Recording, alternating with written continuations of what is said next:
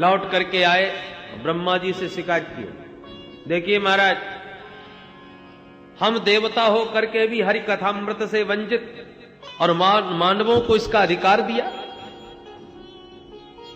हम जानना चाहते हैं कि इस कथामृत में ऐसी क्या विशेषता है। ब्रह्मा जी कहते हैं, अच्छा ये देखो कि परीक्षित का परिणाम क्या होता है कथा सुनकर। तो 7 दिन के बाद कथामृत पान करने वाले परीक्षित को जो परम पद प्राप्त करते हुए देखा तो धाता अपि विस्मितः, ब्रह्मा बाबा भी आश्चर्यचकित रह गए। राज्ञो मोक्षम तथा वीक्ष्य पुराधातापि विस्मितः, सत्यलोके तुलां बद्ध्वा तौलयत साधनान्यजः। महाराज परीक्षित का मोक्ष जब विधाता ने देखा तो आश्चर्यचकित हो गए। तराजू पर तौल करके देखा आखिर के इस भागवत की क्या विशेषता है। तो तराजू के एक पल्ले पर श्रीमद् भागवत को रखा और दूसरे पल्ले पर अनेकानेक धर्म शास्त्रों को रखते चले गए। और जब उठा करके देखा तो लघुन्यन्यानि जातानि गौरवेण इदं महत्, तदा ऋषगणा सर्वे विस्मयं परमं ययुः। महान आश्चर्यचकित रह गए सब देवता और महात्मा कि श्रीमद् भागवत की तुलना में अन्य धर्म शास्त्रों का पल्ला एकदम ऊपर लटक गया।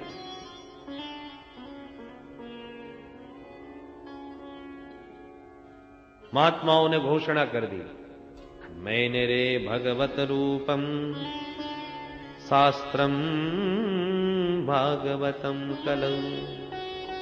कलिकाल में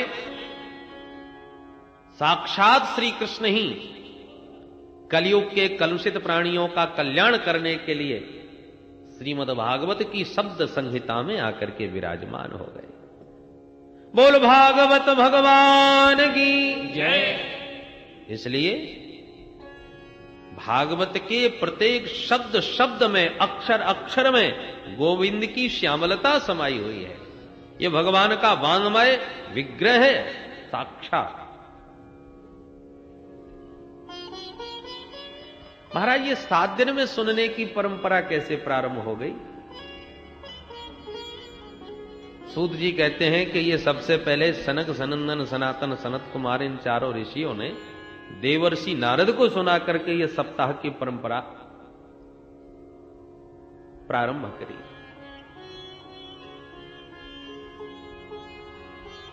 सौनक जी ने पूछा, महाराज नारद जी तो 2 घड़ी से ज्यादा कहीं टिकते ही नहीं, तो ऐसे अस्थिरस्य नारदस्य, उन अस्थिर नारद जी ने 7 दिन बैठ करके भागवतामृत कैसे सुना, कहां सुना, क्यों सुना, कृपा करके बताइए। सूत जी कहते हैं, सुनिए सौनकादि ऋषियों, एकदा हि विशालायां चत्वार ऋषयो मला सत्संगार्थं समायाता दद्रसोस्तत्र नारदम् दद्रसोस्तत्र नारदम्। एक समय की बात विशालापुरी में, विशालापुरी नाम बद्री नारायण धाम, बद्री विशाल में श्री सनक सनंदन सनातन सनत कुमार चारों भैया विचरण कर रहे थे। क्यों? बोले सत्संगार्थम, सत्संग की इच्छा से। ध्यान भजन पूजन ये तो सब एकांत में हो सकता है, पर सत्संग का एकांत में थोड़ी आनंद आता है। तो चारों भैया भ्रमण कर रहे थे कि अचानक नारद जी को देखा, प्रसन्न हो गए। संत को कोई जब ऐसा संत मिलता है जो भगवत रसिक हो तो बड़े प्रसन्न हो जाते हैं कि आज कुछ भगवत चर्चा होगी। और सनकादियों का तो जीवन ही भगवान की कथा है, कथा मात्रई का जीवन। प्रसन्न हो गए। पर जैसी नारद जी के निकट आए तो बड़ा आश्चर्य हुआ, क्योंकि नारद जी का मुख बहुत चिंतित नजर आया। सनकादिक आश्चर्यचकित हो गए। जो समाज की समस्याओं को दूर कर दे, संसार की चिंता जिनके चिंतन मात्र से दूर हो जाए, ऐसे परम संत श्री नारद जी आज चिंता तो बड़ा आश्चर्य। पूछा, कथम ब्रह्मन दीन मुख कुतश्चिंतातुरो भवान् त्वरितं गम्यते कुत्र कुतश्चागमनं तव कुतश्चागमनं तव। वो ब्रह्मण कथम दीन मुख, अरे नारद जी महाराज आपका मुख इस प्रकार से लटका हुआ क्यों है? किस बात की चिंता आपको सता रही है? ये भागे भागे कहां से आ रहे हो, कहां जा रहे हो? आपका मुख कमल तो ऐसा लग रहा है जैसे कोई कृपण का धन चला गया हो। गत वित्तो यथा जनः, तुम्हारा क्या चला गया?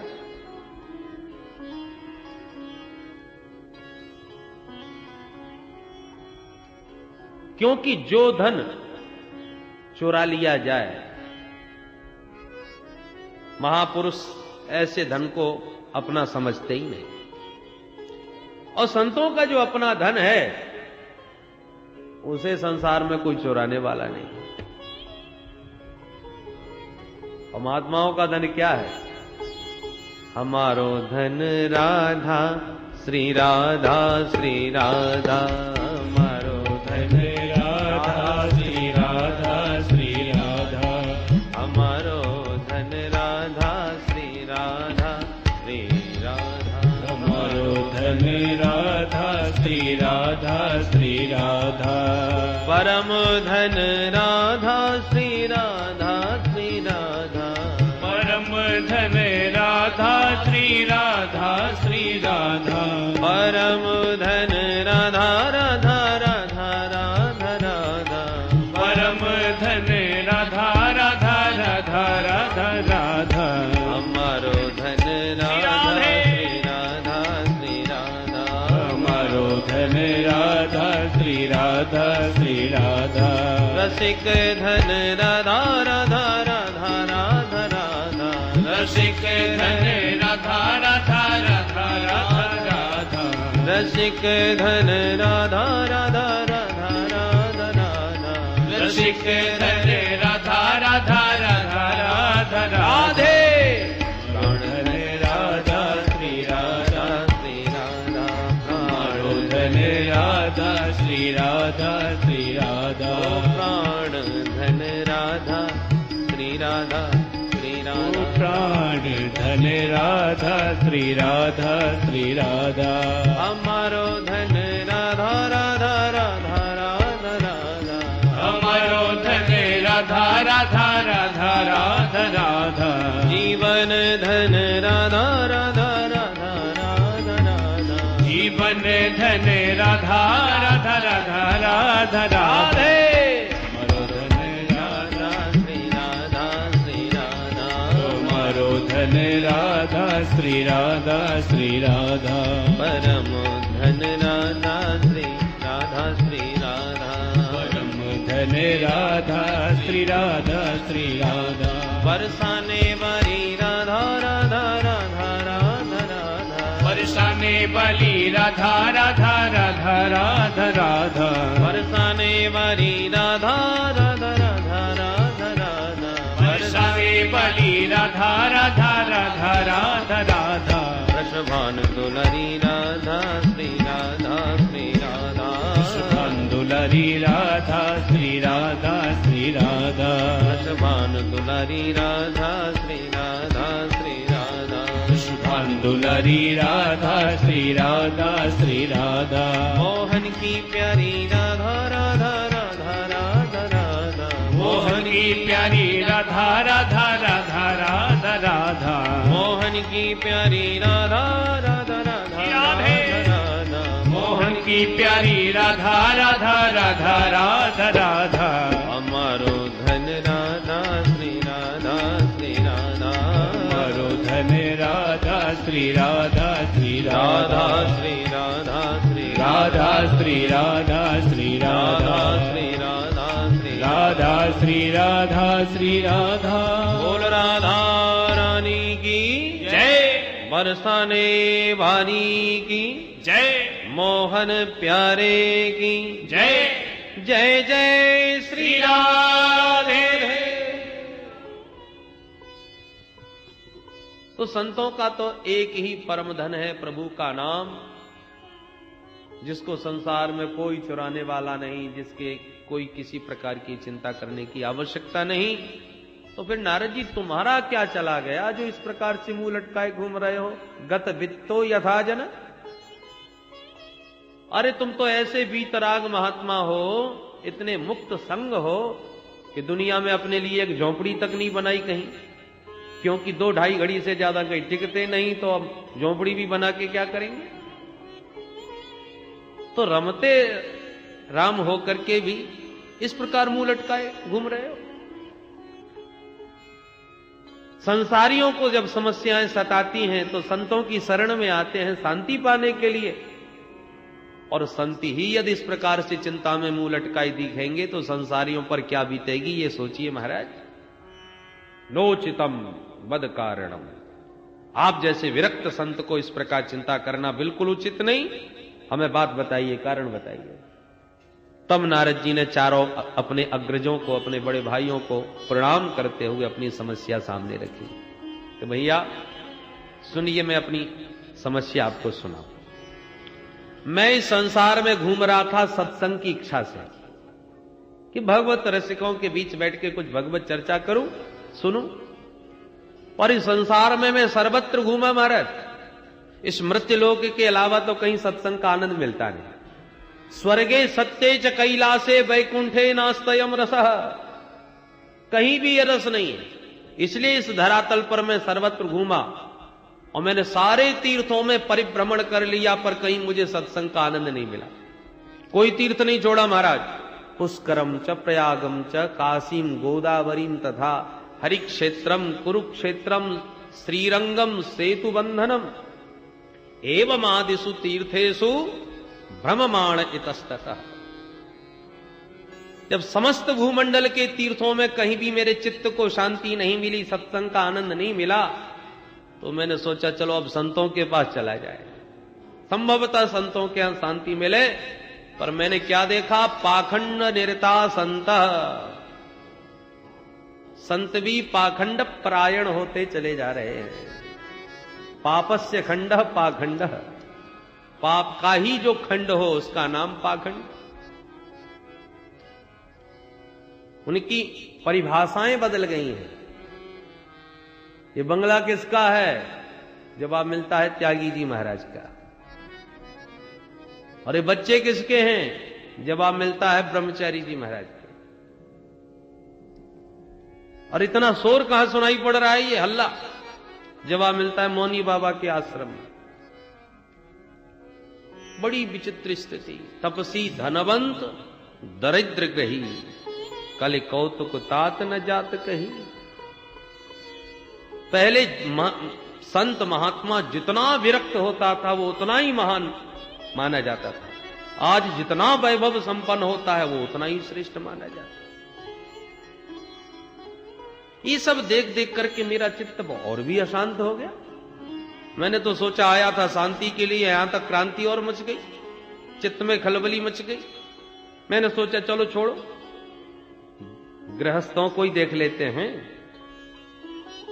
और गृहस्थों के यहां भी विडंबना क्या? तरुणी प्रभुता गे है श्याल को बुद्धिदायक,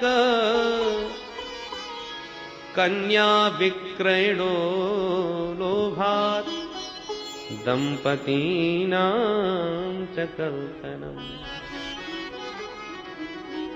मैंने देखा गृहस्थों के यहां की माता पिता की सेवा कब तक?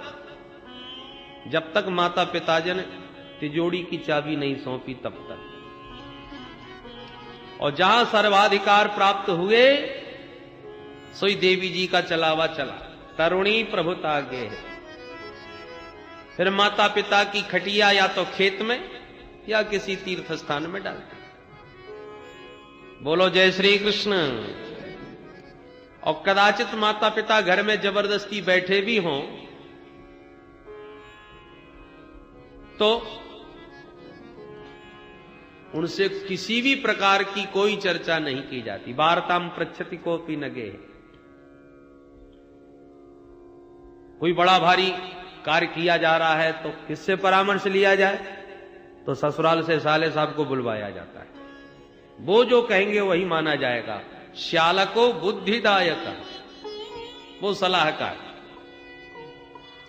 हो सकता है भाई साले साहब बुद्धिमान हो तो सलाह लेने में क्या बुराई है। बोले ना, सलाह तो खूब लिया जाए, परंतु ये सब होने के बाद भी दंपति नाम च कलकनम, पति पत्नी में ही रोज महाभारत हो रहा है। लोभ इस पराकाष्ठा पर पहुंच गया है कि बेटा बेटियों का भी क्रय विक्रय होने लगा है। संबंध नहीं अपितु सौदे होते हैं। जहां सौदा पड़ जाए वही समधि बन जाए। तो जब बुद्धि सम नहीं, विचार सम नहीं, भावनाएं सम नहीं, तो फिर ऐसे समधि जब बनेंगे जो केवल संपत्ति के आधार पर या केवल मांगों के आधार पर समधि बन जाते हैं, बाकी विचारधाराएं सम नहीं होती। इसलिए संबंधों में आए दिन कलह मचा हुआ है। नारद जी कहते हैं भैया ये सब देख देख के मेरा चित्त बड़ा अशांत हो गया। एवं पश्यन कलेर दोषान पर्यटन अवनी महम। ये सारी अवनी पर, धरती पर ये सब दोष देख देख देख कर मेरा चित्त बहुत अशांत हो गया। मैंने सोचा अब कहां जाएं भाई। तब मुझे तुरंत श्रीधाम वृंदावन का स्मरण आया। बोल वृंदावन बिहारी लाल की जय। यामुनम तटमापन्नो यत्र लीला हरे रघु। मेरे प्रभु के दिव्य उस प्राकट्य भूमि में, उस रमण भूमि में, यमुना पुलिन पर मेरे चित्त को अवश्य विश्राम मिलेगा। ऐसा विचार करके मैं सीधा यमुना तट पहुंचा, वृंदावन धाम। पतत्राश्चर्यं मया दृष्टम श्रूयतां तन मुनीश्वरा। एका तु तरुणी तत्र निसन्ना खिंडमानसा। मैंने यमुना तट पर जाके क्या देखा बाबा कि एक युवती खिन्न मना बैठी हुई है, आंखों से अश्रुपात कर रही है, और दो बुढ़े उसके सामने अचेतन पड़े हैं। तमाम देवियां उसको घेर करके बैठी हैं। कोई पानी पिला रही है, कोई पंखा कर रही है, कोई समझा रही है। मैंने सोचा ये बेचारी क्यों रो रही है, कौन है, चल करके मैं ही कुछ इसका कष्ट दूर करने का प्रयास करूं। संतों का हृदय तो नवनीत के समान कोमल होता है। सो महाराज उसको दुखी देख करके मेरा हृदय भी द्रवित हुआ। मैं उसके पास गया। फिर मैंने सोचा केवल देवियों का ही समुदाय बैठा है, या पुरुष वर्ग तो कोई नहीं दिख रहा। अब मैं बीच में उन देवियों में जाकर के कहूं कि देवी जी क्यों रो रही हो, क्या कष्ट है, और उसने कहीं उल्टा सीधा कोई जवाब दे दिया कि बाबा चल अब तू अपना काम कर, हम देवियों के समुदाय में तू कहां घुसा चला रहा है। और माताएं जब आपस में बात करती हैं तो बड़ा कोमल हृदय होता है। एक मिनट में ही आंसू बहाने लग जाए, अगली मिनट मुस्कुराने भी लग जाए। तो हम बाबा बैरागी को बिना बुलाए, बिना मतलब के नहीं जाना चाहिए। इसलिए मैं पास तक तो गया, पर प्रश्न करने का साहस नहीं हुआ तो लौट पड़ा। पर रोती हुई उस देवी ने जब मुझे देखा तो आवाज लगाई, भो भो साधो क्षणं तिष्ठ मच्चिंतामपि नाशय दर्शनं तव लोकस्य सर्वथा गहरं परम। अरे महाराज जी कहां भाग रहे हो, एक मिनट रुकिए तो सही। अरे आप जैसे संतों के तो दर्शन मात्र से जीव के पाप ताप संताप सब नष्ट हो जाते हैं। मेरे तो न जाने कितने जन्मों के भाग्य उदय हुए जो आपके दर्शन प्राप्त हुए, और आपके तो दर्शन मात्र से जीव का दुख दारिद्र्य दूर हो जाता है। नारद जी कहते हैं भैया जब उन्होंने इस प्रकार से हमको बुलाया तो हम उस देवी के पास गए। हमने पूछा काशित्वम, देवी जी आप कौन हैं? और काव्यमऊ, ये दोनों बुढ़े जो पड़े हैं ये दोनों कौन हैं, क्या लगते हैं तुम्हारे? और का इमाहा, ये जो देवियां आपको घेर के खड़ी हैं ये सब कौन है और तुम रोती क्यों हो? बद देवी सविस्तारम स्वस्य दुखस्य कारण, तुम्हारे दुख का कारण क्या है विस्तार से हमें बताओ। महाराज जब मैंने उस देवी के प्रति सहानुभूति दिखाई तब उस देवी ने अपना परिचय पूरा विस्तार से दिया। अहम भक्ति रीति ख्याता इमौ में तनयौ मतौ, ज्ञान वैराग्य नामानौ, काल योगेन जर्जरौ, काल योगेन जर्जरौ। महाराज मेरा तो नाम है भक्ति देवी, मैं भक्ति के नाम से विख्यात हूं, और दोनों बुड्ढे जो मेरे सामने पड़े हैं ये दोनों मेरे बच्चे हैं, इनका नाम है ज्ञान और वैराग्य। समय की विडंबना देखो कि मां तो नवयुवती बनी बैठी है और बच्चे दोनों ही बुड्ढे हो गए। कितनी जर्जरित स्थिति इनकी हो रही है। मेरे दुख का मूल कारण यही है महाराज। मैं अपना पूरा परिचय आपको सुनाऊं। दक्षिण भारत में मैं पैदा भई, कर्नाटक में मैं बड़ी भई, महाराष्ट्र आदि प्रदेशों में मेरा कहीं कहीं पर बड़ा सम्मान हुआ, और कई प्रदेश ऐसे भी थे जहां पाखंडियों से खंडित होकर मुझे पीड़ित होकर भागना पड़ा। इस प्रकार से अनेक देश प्रदेशों में घूमती घूमती जैसे ही मैं वृंदावन धाम में पधारी तो वृंदावनम पुनः प्राप्य नवीनेन स्वरूपिणी, मैं इस ब्रज भूमि में आती नव यौवना हो गई, नव युवती बन गई। पर न जाने क्या हुआ, मेरे दोनों बच्चे एकदम बुढ़े हो गए और मेरे बालकों की यही स्थिति रही। तब तो मुझे फिर इदम स्थानम परित्यज्य विदेशम गम्यते मया, मैं भी इस स्थान को छोड़ करके विदेश भाग जाऊंगी। नारद जी ने सारी स्थिति को एक क्षण में समझ लिया। ओहो, और स्थिति क्या है? भक्ति, ज्ञान और वैराग्य तीनों एक दूसरे के पूरक हैं। जैसे क्षुधातुर व्यक्ति भोजन करने बैठता है तो ग्रास ग्रास पर उसे तुष्टि पुष्टि और क्षुधा निवृत्ति की प्राप्ति होती है। भूख भी मिटेगी, पेट भी भरेगा, इंद्रियों में बल भी आएगा। हर ग्रास ग्रास पर उसे ये तीनों बातें एक साथ प्राप्त होती हैं, अलग अलग नहीं। उसी प्रकार ज्यों ज्यों भगवत चरणारविंद में प्रेम बढ़ता जाएगा, भक्ति पुष्ट होती जाएगी, त्यों त्यों भगवान के स्वरूप का बोध होता जाएगा। और ज्यों ज्यों भगवान के स्वरूप में प्रेम होता गया और भगवान के स्वरूप का ज्ञान होता गया, इस संसार की आसक्ति अपने आप छूटती चली जाएगी, सहज वैराग्य हो जाएगा। ये क्रियाएं अलग अलग नहीं। यदि आपके जीवन में कोरी भक्ति है और ज्ञान वैराग्य ठीक नहीं है तो आपकी भक्ति बांझ है। ज्ञान वैराग्य के बिना भक्ति अपूर्ण है। बोलो जय श्री कृष्ण। संतान के बिना मां का मातृत्व पूर्ण नहीं।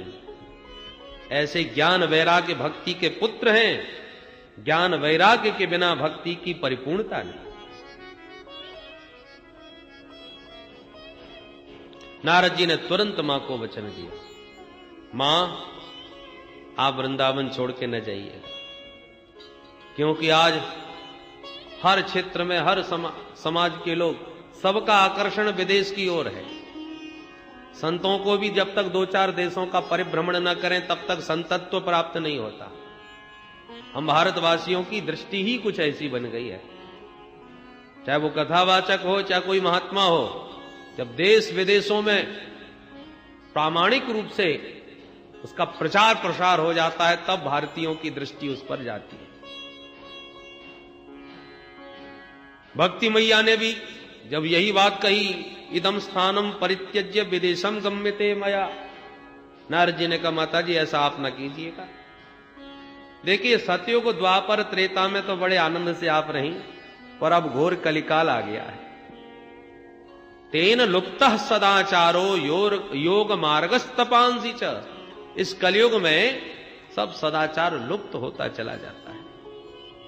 बुद्धिमान वही है जो धैर्य पूर्वक अपने नियम का पालन करता रहे, क्योंकि अभी तो फिर भी बहुत कुछ मंगल दिखाई पड़ रहा है, पर वर्षे वर्षे क्रमात् जाता मंगलम नापि दृश्यते। समय ज्यों ज्यों बढ़ता जाएगा ये शुभ कर्म भी अब दिखाई नहीं पड़ेंगे जो थोड़े बहुत दिख रहे हैं। पर इस घोर कलिकाल में भी आप श्रीधाम वृंदावन की भूमि में इस प्रकार से नवयुवती बन के नाच रही हो, मैं तो कहता हूं धन्य है ये ब्रजधाम, जहां इस कलिकाल में भी आपका इतना सम्मान है। वृंदावनस्य संयोगात् पुनस्त्वं तरुणी नवा, धन्यं वृंदावनं तेन भक्तिर्नृत्यति यत्र च। ब्रजभूमि ब्रज वसुंधरा धन्य है, जहां पर इस कलिकाल में भी भक्ति का इस प्रकार से आदर किया जा रहा है। आप नाच रही हैं। भक्ति मैया ने पूछा बाबा ये बात बताओ, ये कलयुग यदि इतना दुष्ट है तो परीक्षित ने इसको दंड क्यों नहीं दिया? और परीक्षित ने कदाचित दंड न भी दिया तो भगवान इसकी उद्दंडता को सह क्यों रहे? भगवान को तो दंड देना चाहिए। नारद जी बोले मां यदि आप पूछ रही हो तो ध्यान से सुनिए। गोविंद जब अपनी लीला संवरण करके परम धाम गए, उसी दिन से उसी क्षण से कलयुग ने पैर जमाना प्रारंभ किया। और महाराज परीक्षित जब इसे मारने के लिए उद्यत हुए तो दीनवत शरणंगतः, दीनहीन होके उनकी शरण में चला आया। और महाराज परीक्षित तो परम वैष्णव थे, सारंग इव सारभुक, वो तो सारग्राही थे। और कलयुग में लाखों दोष होने के साथ साथ एक गुण बहुत बढ़िया दिखाई पड़ गया, इसलिए महाराज परीक्षित ने इसे छोड़ दिया। क्या गुण था महाराज इसमें? यत् फलम नास्ति तपसा न योगेन समाधिना, तत्फलम लभते सम्यक् कलौ केशव कीर्तनात्।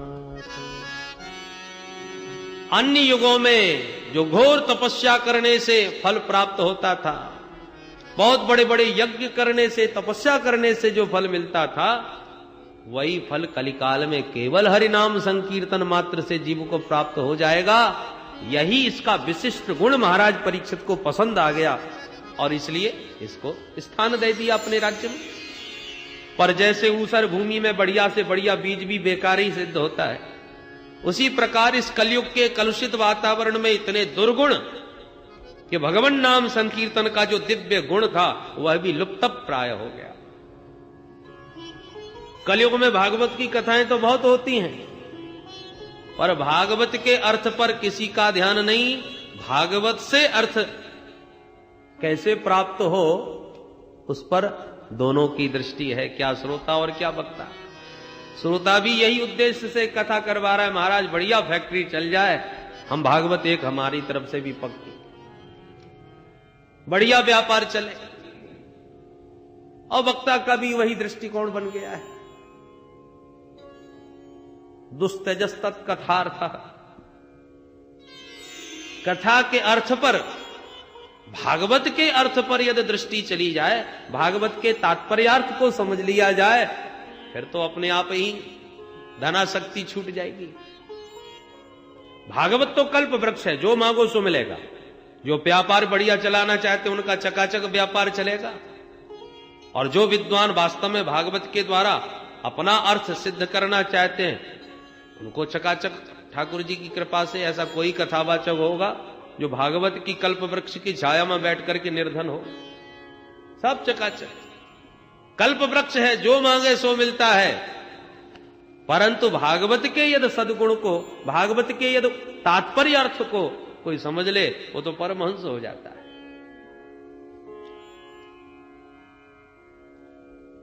सुखदेव जैसे निष्काम परमहंसों का ये परम धन है। यद वैष्णवानाम धनम, परमहंसों की ये पावन संहिता है।